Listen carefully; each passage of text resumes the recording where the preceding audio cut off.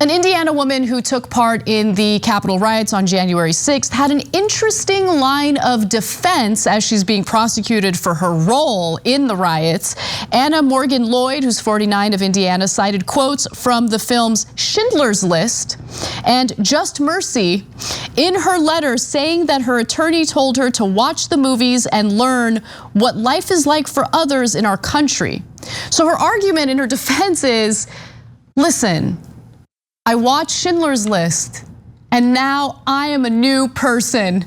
I now know what Jewish people had to go through, and so therefore, please don't give me any prison time.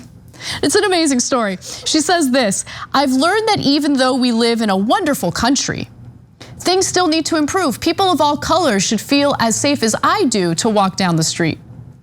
You know, look, if it's actually true, and watching Schindler's List, which was honestly a difficult movie to watch, but was also an excellent movie, if that really does have like a profound impact on her and helps her to see how white supremacy and anti-Semitism is a bad thing, great. I just, that defense isn't gonna hold up though in a court of law. It's just not. So Emma, what do you think? Well, I mean, I would imagine that she's okay, so she's trying to reduce her sentence, right? So she's going to use any kind of defense that she can find. But honestly, it doesn't shock me. I mean, you'd be surprised. I think there are a lot of not you, but just the audience in general. I think a lot of people would be surprised at how insulated white people are in terms of their own media consumption. And it's not just, news media, it's like what shows you watch. I mean, there are a lot of people that don't see shows with Black people in them, or with maybe even Jewish people in them represented in any meaningful way. Sure, they'll watch Friends, and in season 10, Ross dates a Black girl, and whoop-de-doo, right? But nothing that centers Black stories or the Black experience or the Jewish experience, or whatever, or the Latino experience or the Muslim experience. That's incredibly missing on TV.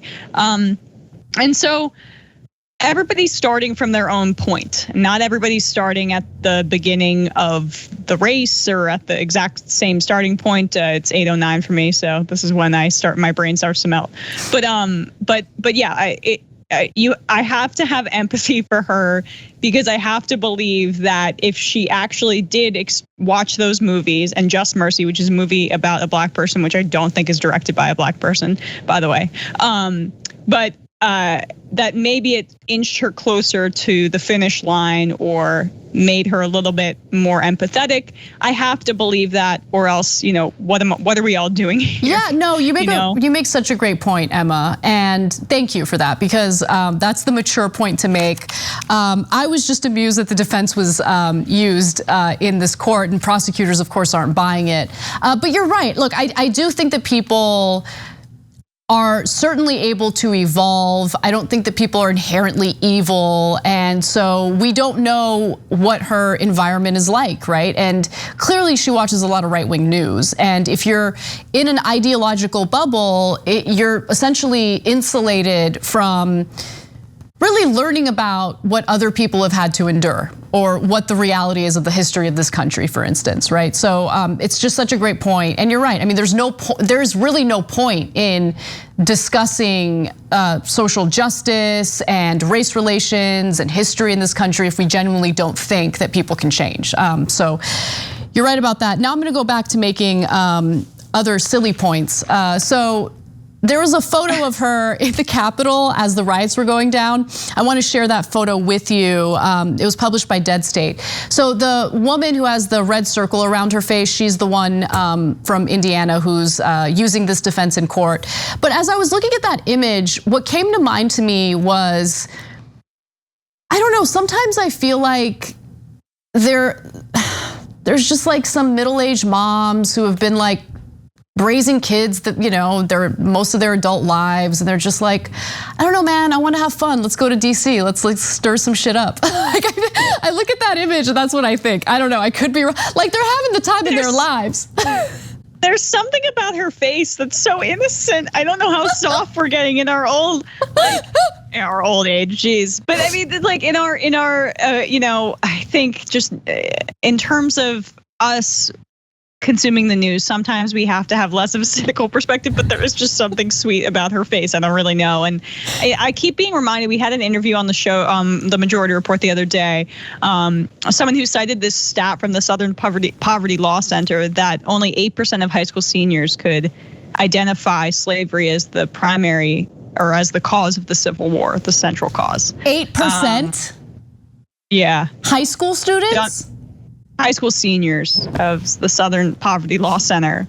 And that's Jesus. Part of just, and I just went to clarify that because I wanted to make sure I remembered it correctly. And it was published in US News and World Report in 2018. So that's verified, and that was what was done by the Southern Poverty Law Center, which is a reputable nonprofit. So the point is that there is an immense amount of ignorance in this country, and there are a lot of people who don't leave their towns, who marry their high school sweethearts. There's nothing wrong with that, that kind of stuff, and who are insulated and isolated, and I don't know why.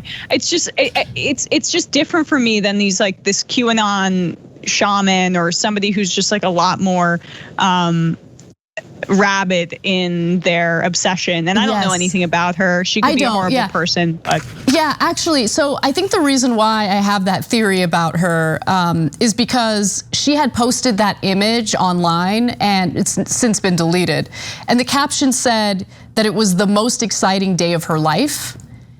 And if that was the most exciting day of your life, like, you've been stuck at home raising kids too long. Like you're looking for a little fun. I don't know. It's just, I'm obviously totally like making up all of this, right? She did say that it was the most exciting day of her life, and then she took it down. Well, I mean, it's like she's like, we're having a good time, and so much of that QAnon stuff from moms too is, and not to bog us down in this, but it's centralized around kids being outside the home. Oh, kids are going to be molested by people we don't understand or know. And a lot of it's just internalized misogyny, which is, part of like this anxiety that people feel about the norms changing and children, they'll be molested by people in power, et cetera. So, who knows? I don't know. There's something about her face. I feel bad for her. What do you want me to say? Well, you guys get to decide. You guys take a look at that photo. Do you feel a little sympathy for her? I don't know. Let us know in the comment section. Thanks for watching The Young Turks. Really appreciate it. Another way to show support is through YouTube memberships.